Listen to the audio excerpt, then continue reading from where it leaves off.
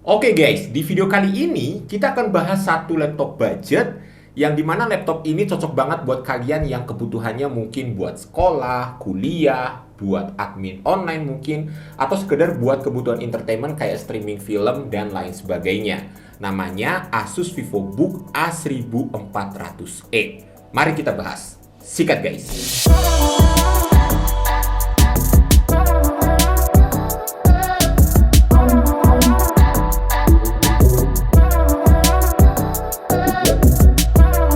Sebenarnya laptop ini punya beberapa SKU ya guys ya. Ada yang pakai Core i7, Core i5, Core i3, dan Intel Pentium Gold. Semuanya udah free Windows 11 Home dan Office 2021. Jadi pas kalian beli laptop ini ya nggak perlu pusing lagi beli, tinggal langsung gas pakai aja.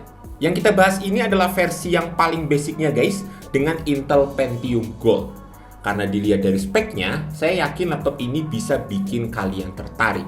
RAM-nya 4GB dengan satu slot kosong yang bisa kalian upgrade lagi ya tentunya. Terus juga storage 256GB M2 NVMe 3.0, free satu slot SATA, jadi kalian bisa upgrade kalau sewaktu-waktu memori kalian udah penuh. Terus untuk GPU-nya sendiri dia pakai Intel UXD Graphics, dan untuk harga segitu performa GPU ini udah terhitung bagus dan udah lebih dari cukup untuk support kegiatan daily kayak misal office work, terus juga browsing dan nonton-nonton. Buat patokan aja, kemarin saya sempat running Cinebench 20-10 kali dan ternyata cukup tinggi ya, di kisaran 916 dengan tingkat kestabilan yang baik juga. Dan di real life juga saya ngerasain hal yang sama, karena untuk office work, browsing, dan kegiatan daily lainnya, ternyata performanya ini berjalan lancar-lancar aja dan berjalan cukup cepat guys. Secara tampilan, laptop ini sebenarnya punya desain yang basic banget, minimalis, tapi nggak ngurangin kesan premiumnya. Tetap eye-catching lah buat dibawa ke tempat umum. Yang bikin seru dari laptop ini adalah keyboardnya guys. Karena kebanyakan laptop 5 jutaan di pasaran, keyboardnya itu tuh belum ada backlightnya. Tapi di laptop ini udah ada. Dan menurut saya keberadaan backlight ini adalah fitur yang sangat penting ya guys ya. Apalagi kayak saya nih yang sering banget pakai laptop di tempat yang kurang cahaya. Bayangin aja deh, kalau misal nggak ada backlightnya. Wah, itu udah raba-raba nggak jelas tuh.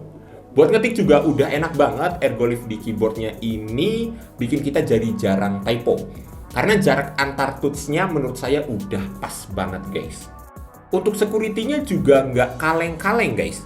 Bayangin aja ya, untuk seukuran laptop 5 jutaan, VivoBook A1400E ini udah ada fingerprint scanner-nya loh. Yang letaknya itu ada di touchpad-nya ini. Dan nggak sampai di situ, dia juga ada privasi shutter buat buka tutup webcamnya ini pakai tombol F10. Ya walaupun privasi shutternya ini bukan fisik ya, tapi ya udah lumayan banget lah. Laptop ini punya touchpad yang kualitasnya udah termasuk bagus, permukaan dan feel kliknya udah oke, dan saat dipakai juga nggak pernah ada masalah. Berpindah ke bagian layarnya guys, jadi laptop ini punya layar 14 inci, resolusinya Full HD+, 60Hz refresh rate, kecerahan up to 200 nits, 45% NTSC, dan udah ada anti glare-nya juga. Jadi nggak terlalu reflektif ya kalau kena cahaya atau lampu di rumah. Untuk view angle-nya, karena ini masih pakai panel TN, jadi bakal kurang memuaskan ya, soalnya warnanya itu akan berubah-ubah dari sudut layar yang mungkin kurang ideal guys. Jadi kita perlu di-adjust dulu nih sudut layarnya kalau mau ngedapetin warna layar yang maksimal. Cukup standar emang spek layarnya, tapi pas saya pakai buat streaming film ataupun YouTube udah nyaman-nyaman aja guys untuk dipakai dalam jangka waktu yang lama. Karena layarnya ini udah ada sertifikasi TUV Renline-nya guys.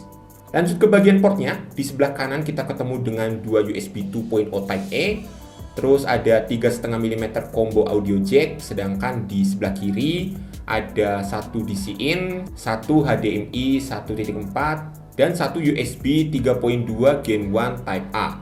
Sementara untuk konektivitasnya, laptop ini udah menggunakan Wi-Fi 5 dan Bluetooth 5.1. Dan berikutnya kita akan bahas baterainya guys. Jadi baterainya sendiri ini berkapasitas 37 Wh, dan jujur aja itu kapasitas yang ngepas banget ya. Tapi ternyata setelah saya cobain, ketahanan baterainya ini udah terhitung bagus. Asus bilang ini bisa bertahan selama 4-5 jam. Tapi setelah saya tes buat streaming YouTube dengan mode power save, ternyata baterainya ini bisa bertahan sampai 6,5 jam dari 100% ke 6%. Terus pas low bat dan saya cas dengan chargerannya yang mungil ini, saya bisa dapetin charging time yang udah terhitung lumayan. Butuh waktu sekitar 2 jaman buat ngecas dari 10% sampai 100%, tapi dari 10% ke 50% dia cuma butuh waktu sekitar setengah jaman aja.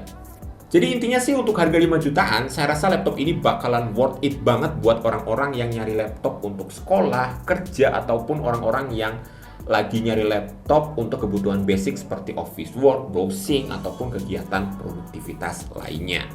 Jadi ya, sekian aja dulu untuk video kita kali ini guys. Kalau kalian suka sama video ini, jangan lupa like-nya, subscribe buat yang belum, dan tekan tombol loncengnya. Saya Kevin dan kita jumpa lagi di video selanjutnya. Thanks buat yang udah nonton. Bye-bye.